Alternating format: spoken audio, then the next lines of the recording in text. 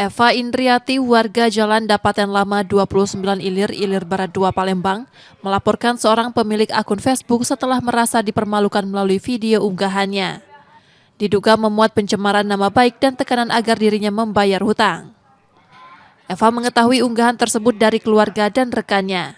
Sebelumnya ia mengaku pernah mendapat teror dan ancaman melalui pesan suara di WhatsApp terkait utang yang belum dilunasinya.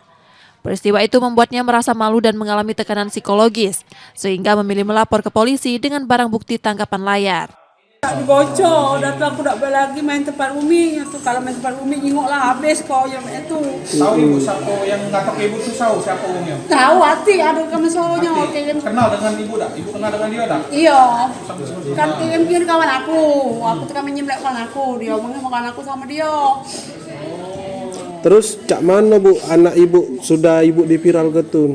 Dia nangis dia nyanyi bunda cak mana bunda aja nak kawan aku cuma galau dia tuh.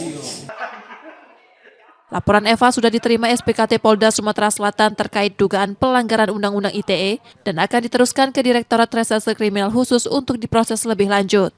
Reski Oktora, Muklas Diferensial, Kompas TV, Palembang, Sumatera Selatan.